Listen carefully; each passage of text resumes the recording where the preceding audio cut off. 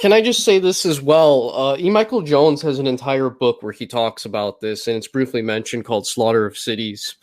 And yeah, he talks about how a lot of, all of these cities were composed primarily of ethnically European neighborhoods where, their ethnicity in combination with religion was what kept these neighborhoods intact.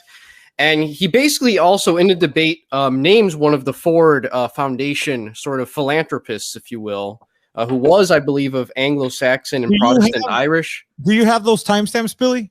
I can pull them up. I don't have it right on me, but basically, you sent them to me. I did, but I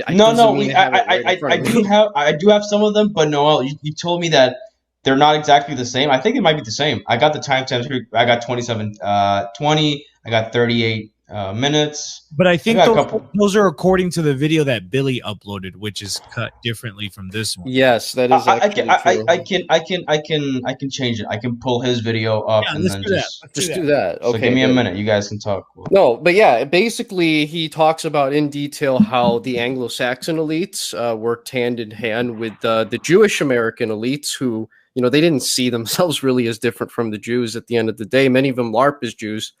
And they worked to weaponize the civil rights movement to put, just a bunch of Black Americans into these homogenous ethnically, for example, like Polish or Lithuanian neighborhoods and Irish neighborhoods in order to incentivize these people to leave utilize the GI Bill in order to flee to the suburbs where they would just become generic, deracinated white people who no longer belong to these ethnic parishes anymore.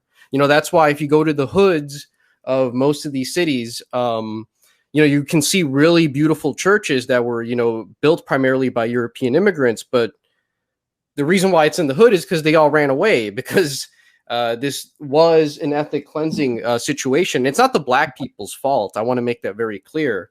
They were utilized by the Anglo-Saxon elites in order to destroy ethnicity in, these places, if that makes sense.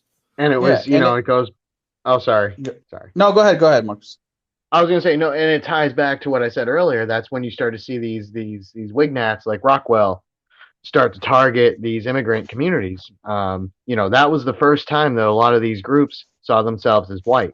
Before that, it was, they were Irish or they were Polish or they were Italian or whatever. They didn't identify as white. White boy was the, the rich country club people that lived, down in the suburbs or, down on Long Island or, on the North Shore. Marcus, real quickly, wasn't white more of like an identifier if like you lived in the South, since mostly people were just Anglo-Saxon there?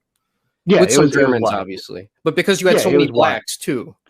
It was white, yeah, and they would differentiate themselves from the immigrants. There were some immigrants, and they would lynch, Italians, Polish, Czechs, Hungarians, whatever. But Sephardic Jews from Morocco were white, though. Nobody questioned that in the South. They were they were part of the white elite.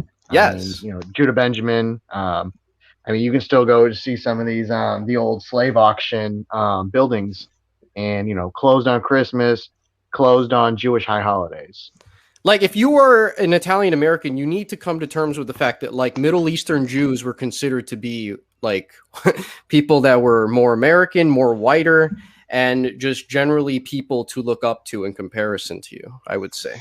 Yeah, and in addition to that, we can confirm that with the fact that there were citizens back when naturalization laws kind of required that you were a, quote, free white man of good character. I think that was the Naturalization Act of 1790. Yep. 1790, exactly.